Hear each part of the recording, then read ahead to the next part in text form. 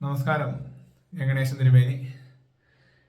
ഇവിടെ നിരന്തരമായിട്ടും പലരും വിളിക്കുമ്പോൾ പറയുന്ന ഒരു പ്രധാന പ്രശ്നമാണ് പൂർവികമായ വെച്ചാരാധന സമ്പ്രദായങ്ങളിൽ കാലക്രമേണ വന്ന ക്ഷയങ്ങൾ മൂലം പലതരത്തിലുള്ള ദുരിതങ്ങൾ കുടുംബത്തിലും കുടുംബജനങ്ങളും അനുഭവിക്കുന്ന ഒരു ദുർവിധി പലരും അനുഭവിക്കുന്നുണ്ട്.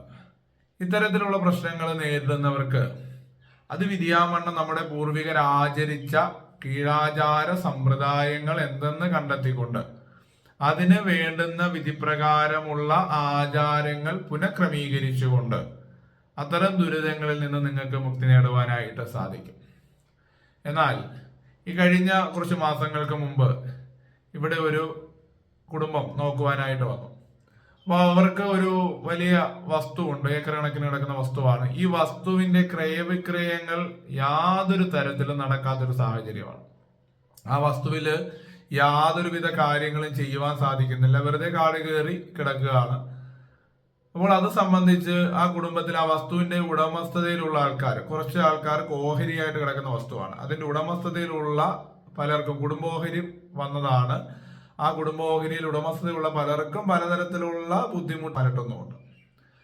അങ്ങനെ ആ ഒരു വിഷയം ഇവിടെ വിശദമായിട്ട് പരിശോധിച്ചപ്പോൾ ഏകദേശം ഒരു 6-7 തലമുറയ്ക്ക് മുമ്പ് അവിടെ പൂർവികമായ വെച്ചാരാധനകൾ ഉണ്ടായിരുന്നുവെന്നും അതുപോലെ തന്നെ വളരെ മന്ത്രസിദ്ധി ലഭിച്ച ഒരു കാരണവർ ആ കുടുംബത്തുണ്ടായിരുന്നുവെന്നും അവര് ചില ദേവതകളെ അവിടെ വെച്ചാചരിച്ചു പോരുകയും ആ കാരണവരുടെ ജീവിത കാലയളവിൽ തന്നെ ആരാധനാ സമ്പ്രദായങ്ങളിൽ ചില തെറ്റുകുറ്റങ്ങൾ സംഭവിച്ചതിന്റെ ഫലമായി ആ കുടുംബത്തിന് വളരെ വലിയ ശാപങ്ങൾ വന്നു ഭവിക്കുകയും പിൽക്കാലത്ത് ഈ ആരാധനാമൂർത്തികളും ആരാധനാ സ്ഥാനങ്ങളെല്ലാം തന്നെ ക്ഷയിക്കപ്പെട്ടുകൊണ്ട് പിന്നീട് വന്ന തലമുറയ്ക്ക് അതിനെപ്പറ്റി യാതൊരുവിധ അറിവുകളും ഇല്ലാത്ത തരത്തിലേക്ക് മാറ്റപ്പെടുകയും ചെയ്തിട്ടുണ്ട്. ഏകദേശം 7-8 തലമുറ പുറകിൽ നടന്ന സംഭവമാണ്.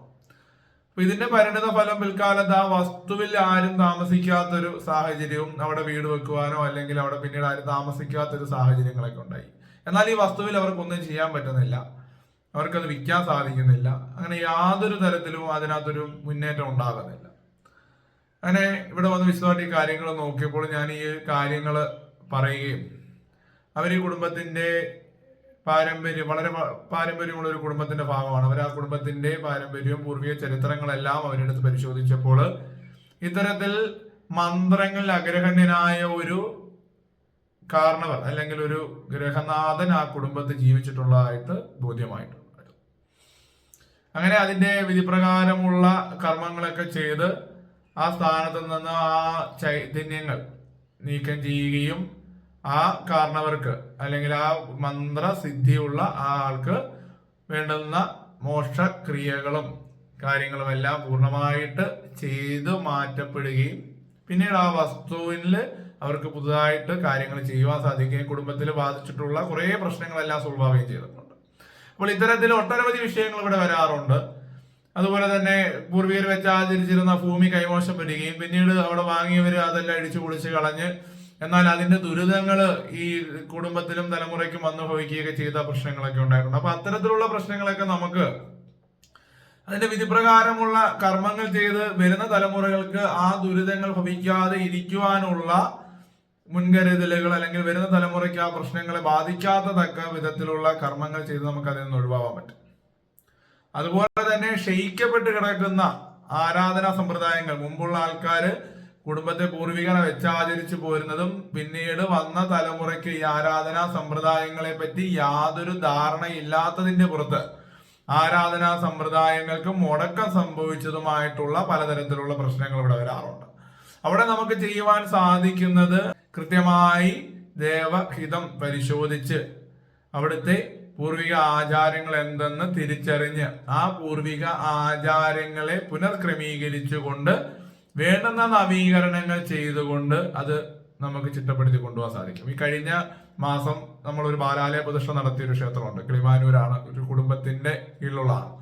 അവിടെ ദേവപ്രശ്നം നടത്തിയ ദൈവജ്ഞൻ ദേവപ്രശ്നത്തില് അവിടെ കൗളാചാര വിധിപ്രകാരം പൂർവികർ ആചരിച്ചിരുന്ന ദേവതയും പൂർവികനായ ഒരു യോഗീശ്വരനും അവിടെ ഉണ്ടായിരുന്നുവെന്നും, എന്നാൽ അവിടെ സ്വാത്വികമായ ദേവതകളെ ആചരിച്ചിരുന്ന ഒരു യോഗീശ്വരനും ആ ആരാധിച്ച ദേവതാ സാന്നിധ്യ കുടുംബത്ത് ഉണ്ടായിരുന്നതായിട്ട് തെളിയുകയുണ്ടായി. അപ്പൊ പിൽക്കാലത്ത് ദേവപ്രശ്നത്തിന് ശേഷം ഇതിൽ എന്ത് വേണമെന്നുള്ളതിനെ പറ്റി അവര് വളരെ ചർച്ച ചെയ്യപ്പെടുകയും അങ്ങനെ ആ ചാർത്തുമായിട്ട് ഇവിടെ വന്നപ്പോൾ ഈ രണ്ട് ദേവതകളും അല്ലെങ്കിൽ രണ്ട് യോഗീശ്വരന്മാരും അവർ വളരെ പവർഫുൾ ആയിട്ടുള്ള ആൾക്കാരാണ്. അവരുടെ ദേവതാ സാന്നിധ്യവും ചൈതന്യവും ഒക്കെ ആ കുടുംബത്തിന് വളരെ അനുകൂലമായിട്ടും സാന്നിധ്യമായിട്ട് നിൽക്കുന്നതാണ്.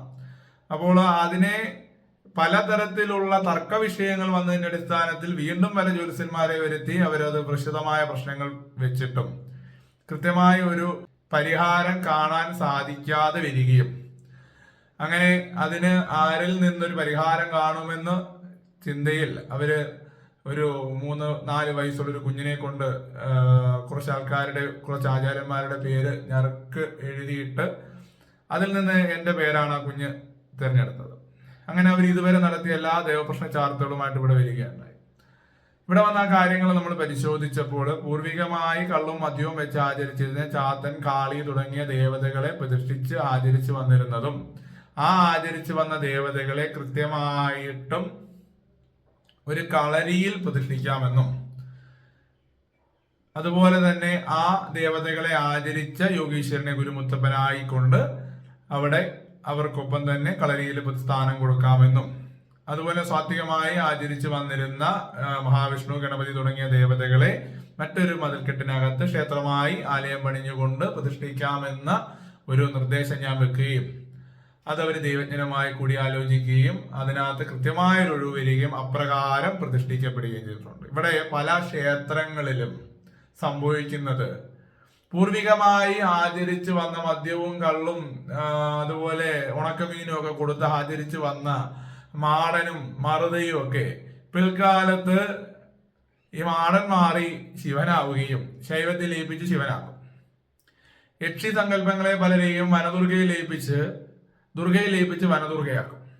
അങ്ങനെ ഒരു ക്രിയാവിധികളിൽ അല്ലെങ്കിൽ ആചാരങ്ങളിൽ പൂർവിക ആചാരങ്ങളെ തള്ളിക്കളഞ്ഞുകൊണ്ട് അതിനെ മറ്റൊരു ശൈലിയിലേക്ക് മാറ്റപ്പെടുന്ന ഒരു സമ്പ്രദായങ്ങൾ ഇപ്പോൾ പലയിടത്തും നിലനിൽക്കുന്നുണ്ട്. അവര് പണ്ട് കഴിച്ചത് എന്തോ അത് തന്നെ പിൽക്കാലത്തും കൊടുക്കണം. അല്ലാതെ പിൽക്കാലത്ത് ഞാൻ കഴിക്കുന്നത് നീ കഴിച്ചാൽ മതി എന്ന് പറയുന്ന ഒരു ചിട്ട ഒരിക്കലും അനുവദനീയമല്ല. അതുകൊണ്ട് തന്നെ ആ ആലയത്തിൽ അവിടെ കൗളാചാര വിധി പ്രകാരമുള്ള പൂജകൾ നടന്ന അല്ലെങ്കിൽ പൂജ കൊടുത്തിരുന്ന ദേവതകളെ ആദ്യത്തെ ഒരു ദേവപ്രശ്ന ചാർത്തിൽ അവർ പറഞ്ഞിരുന്നത് ചാത്തനെ ശാസ്താവിൽ ലയിപ്പിച്ച് ധർമ്മശാസ്താവായിട്ട് കുടിയിരുത്താനും അവിടെ അതൊരു ചാർത്തിൽ ഞാൻ കണ്ടത്. അപ്പൊ അങ്ങനെ നമ്മൾ ഒന്നിലേക്ക് മാറ്റുകയല്ല ചെയ്യേണ്ടത്. ഒന്നിലേക്ക് ഒരിക്കലും മാറ്റാൻ പറ്റില്ല. അതിനെ അതായിട്ട് തന്നെ പ്രതിഷ്ഠിക്കാം എന്നൊരു നിർദ്ദേശം ആ കാര്യത്തിൽ ഞാൻ വെച്ചത്. ആ നിർദ്ദേശം പൂർണ്ണമായിട്ട് ഉൾക്കൊള്ളുകയും പിന്നീട് വന്ന ദൈവജ്ഞന്റെ മുന്നിലും ഞാൻ ആ നിർദ്ദേശം പറയുകയും ആ നിർദ്ദേശം അംഗീകരിക്കപ്പെടുകയും അവിടെ അപ്രകാരം പ്രതിഷ്ഠിക്കുകയും ചെയ്തു. വളരെ ഉഗ്രസ്വരൂപിണിയായ ഭദ്രകാളിയാണ്. അവിടെ പണ്ട് കോഴിയൊക്കെ പറ്റി ഒരു കുരുതി കൊടുത്തുകൊണ്ടിരുന്ന ഭദ്രകാളി സങ്കല്പമാണ്. കൗളാചാര വിധിപ്രകാരമുള്ള പൂർവാചാരങ്ങൾ തന്നെ ചിട്ടപ്പെടുത്തിക്കൊണ്ട് അവിടെ പ്രതിഷ്ഠിക്കപ്പെട്ടു. അപ്പോൾ അതിന്റെ ഫലം, അതിന്റെ ഉന്നതി ആ കുടുംബത്തിനും അല്ലെങ്കിൽ ആ ദേശത്തിനും ഉണ്ടാവും. നമ്മൾ ശ്രദ്ധിക്കേണ്ട പ്രധാനപ്പെട്ട ഒരു കാര്യം, ഇപ്പൊ മുത്തപ്പൻ അതുപോലെ തന്നെ യോഗീശ്വരൻ അല്ലെങ്കിൽ പെയ്യ്, രക്ഷസ്, അതുപോലെ തന്നെ നമ്മുടെ ഏത് ആചാരത്തിലാണ് നമ്മുടെ പൂർവികർ ആചരിച്ചെന്ന് തിരിച്ചറിയാതെ ഒരു ദേവപ്രശ്നം നടത്തി ഇതിനെയെല്ലാം വിഷ്ണുവിലും ശിവനിലും അതുപോലെ ഭദ്രകാളിയിലും ദുർഗയിലും ഒക്കെ ലയിപ്പിച്ച് അവരെ ദുർഗയാക്കി ഭദ്രകാളിയാക്കി ശിവനാക്കി വെച്ച് ആചരിച്ചു പോയാല് യാതൊരുവിധ ഉയർച്ചകളും ഉണ്ടാകണമെന്നില്ല. എന്തിനെ എങ്ങനെ ആചരിച്ചുവോ അപ്രകാരം തന്നെ ആചരിച്ചാൽ മാത്രമേ ഒരു ഉന്നതി അതിൽ നിന്നും ഉണ്ടാവുകയുള്ളൂ എന്നുള്ള വസ്തുത നാം തിരിച്ചറിയണം. അല്ലാതെ നമുക്ക് തോന്നിയ രീതി മാറ്റാൻ പറ്റില്ല. ഞാനിപ്പോ പൂജിക്കുന്ന ഒരാള് എനിക്ക് ഇന്ന രീതിയിലേ പൂജിക്കാൻ പറ്റൂ എന്ന് പറഞ്ഞുകൊണ്ട് എന്റെ ഇഷ്ടപ്രകാരം പ്രതിഷ്ഠിക്കാൻ പാടില്ല. അവിടെ എങ്ങനെയാണോ ആചരിച്ചത്. ഇവിടെ പല ക്ഷേത്രങ്ങളിലും മാടൻ തമ്പുരാനൊക്കെ പണ്ട് മുറുക്കാനും കഞ്ചാവും അതുപോലെ മദ്യവും ഒക്കെ വെച്ച് കൊടുത്തുകൊണ്ടിരുന്നതാണ്. ഈ മാടൻ തമ്പുരാന്മാരെയൊക്കെ പിന്നീട് മഹാദേവന്മാരാക്കി മാറ്റി അവർക്ക് പായസവും അതുപോലെ തന്നെ പഴവും ഫ്രൂട്ട്സും ഒക്കെ കൊടുക്കുന്ന രീതിയിലേക്ക് മാറി. അവരത് പൂർണ്ണമായി സ്വീകരിക്കുമെന്ന് നമുക്ക് പറയാൻ പറ്റും. ഒരു ചൈതന്യത്തെ നമുക്ക് മറ്റൊരു ചൈതന്യത്തിലേക്ക് ലയിപ്പിക്കാം, എങ്കിൽ പോലും അത് പൂർണ്ണതയാകുന്നില്ല എന്നുള്ള ഒരു വസ്തുത നാം മനസ്സിലാക്കുക. എന്ന് പറഞ്ഞ് എല്ലാ മാടൻ ക്ഷേത്രങ്ങളും അപ്രകാരം ലയിപ്പിച്ചതാണ് എന്ന് ഞാൻ പറയുന്നില്ല. ചില ക്ഷേത്രങ്ങളിൽ ഈ അറിയപ്പെടുന്ന ക്ഷേത്രം, ചില മാടൻ ക്ഷേത്രങ്ങൾ, മാടൻകാവുന്നിലെ മാടൻ നട അല്ലെങ്കിൽ മാടൻ ക്ഷേത്രങ്ങൾ എന്ന് പറയുന്നത് ആ സ്വരൂപം ചിലപ്പോൾ അവിടെ ഉപദേവസ്ഥാനത്ത് തന്നെ ഉണ്ടാവും.